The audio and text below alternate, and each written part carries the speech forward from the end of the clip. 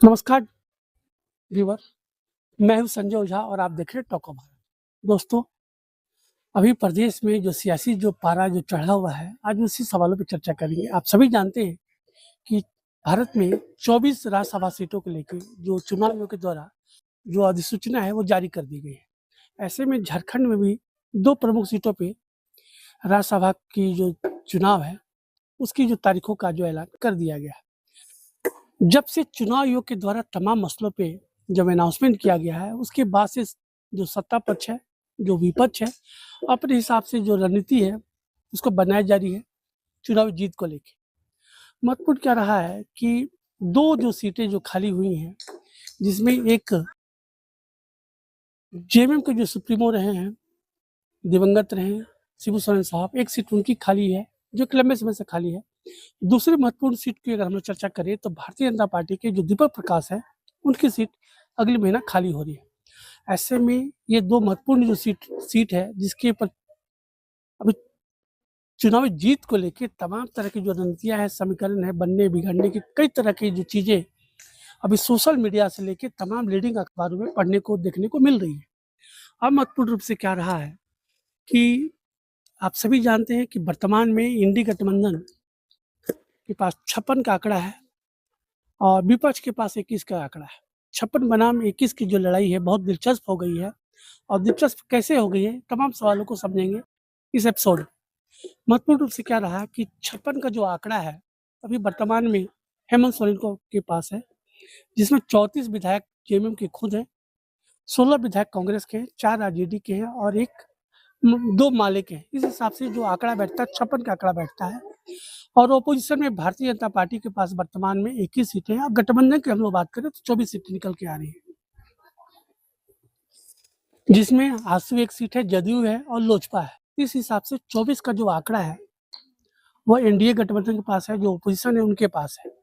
ऐसे में बीजेपी को चुनावी रणनीति को पार करने के लिए, जीतने के लिए प्रथम वरीयता के वोट के आधार पे उनको 4 वोट और चाहिए, क्योंकि एक सीट का जो आंकड़ा है वो 28 वोट का आया है।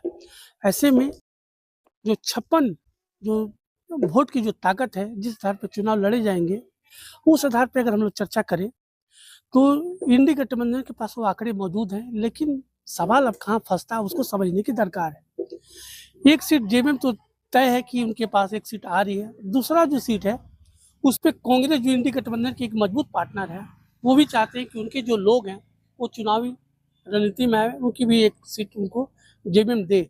ऐसे में सवाल निकल के आता है कि 28 सीट 34 सीट में से 28 सीट निकालने के बाद जो बाद बाकी जो आंकड़े बचते हैं उसको आप समझ सकते हैं।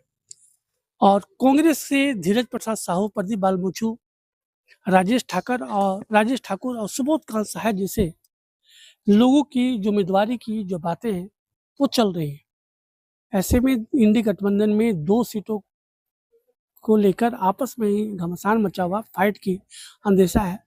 और दूसरी तरफ पे हम लोग देखेंगे कि झारखंड में राज्यसभा सीट को लेके एक लंबे समय से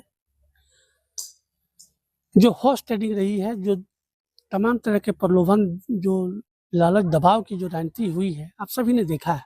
ऐसे में कल की जो चिट्ठी है जो लिखी गई है जेएमएम के द्वारा देश के चुनाव आयोग को, और इस बात की मांग की गई है कि ईडी, सीबीआई और तमाम तरह की जो एजेंसियां है, सीवीसी, उनका चुनाव को देखते हुए तमाम एजेंसियों को झारखंड के तमाम पॉलिटिकल प्रदेश पे नजर बनाने की जो मांग है जेएमएम के द्वारा की गई है। महत्वपूर्ण रूप से क्या रहा है कि जब भारतीय जनता पार्टी के जो प्रदेश अध्यक्ष हैं और जो अमर बावरी हैं, उनके द्वारा अंतरात्मा की आवाज़ पे उन्होंने कहा कि सत्ता पक्ष के कुछ लोग जो हैं, कुछ विधायक हैं, वो अंतरात्मा की आवाज़ पे हमारे साथ में खड़े हैं।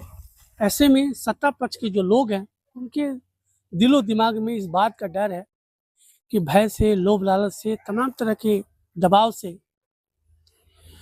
जो अपोजिशन के जो लोग हैं वो जो जादुई आंकड़ा है 4 का, उसको प्राप्त कर लेंगे।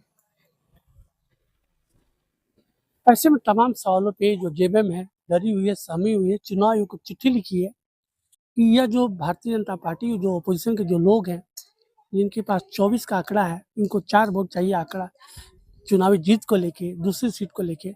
ऐसे में सवाल की अपनी एक जवाबदेही बढ़ गई है और तमाम मसलों पे जो सत्ता दल के जो लोग हैं उनके अंदर तमाम तरह की स्थिति जो है तनाव भरी स्थिति चुनाव को लेकर देखी जा रही है। ऐसे में जो अंतरात्मा की जो आवाज़ आप सभी जानते हैं कि इसमें भारतीय जनता पार्टी एक ऐसे ट्राइबल नेता को लॉन्च करना चाहती है जो अब तक जो चीज़ों को हम लोग देख पा रहे हैं, समझ पा रहे हैं, तमाम अखबारों से लेकर सोशल मीडिया पे जो सवाल चल रहे हैं उसमें 3 प्रमुख नामों पर चर्चा हो रही है, जिसमें कि एक निशा जी हैं, एक आशा है और तीसरा जो है अर्जुन मुंडा को लेके नाम जो चर्चा है वो जोर शोर से चल रही है, ताकि झारखंड से जो राज्यसभा के तौर पे अब अगर हम लोग बात करें तो अब तक झारखंड से राज्यसभा में एक आंकड़ा भी मौजूद नहीं है।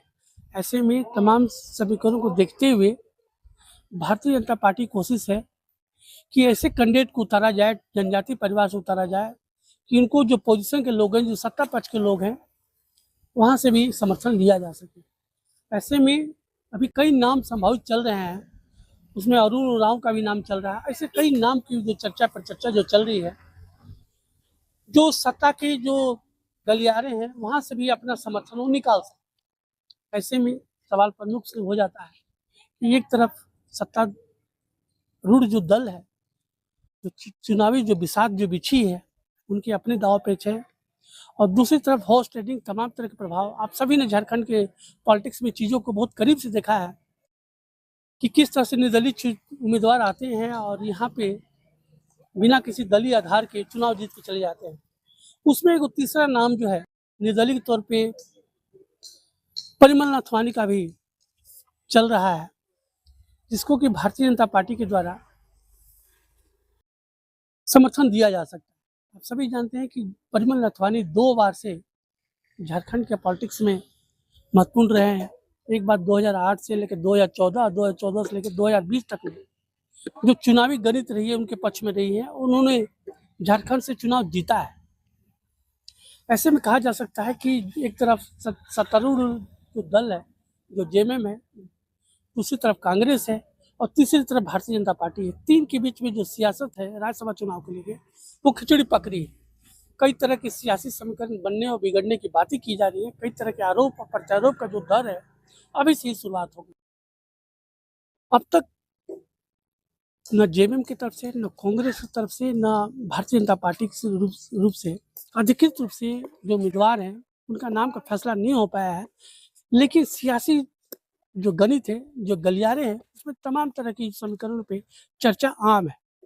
एक छोटा सा प्रयास था अंतरात्मा की आवाज़ से लेकर तमाम तरह के जो सियासी समीकरण बन रहे हैं आप व्यूअर को बताने का। हमारा वीडियो आप सबको कैसा लगता है प्लीज़ अपने विचार जरूर शेयर करें, ताकि सुधार की जो गुंजाइश होगी उसको किया जाएगा। और वीडियो आपको पसंद आता है तो प्लीज़ इसको लाइक कीजिए और वीडियो को ज़्यादा से ज़्यादा शेयर कीजिए और चैनल को जरूर सब्सक्राइब कीजिए। धन्यवाद। देखने के लिए धन्यवाद।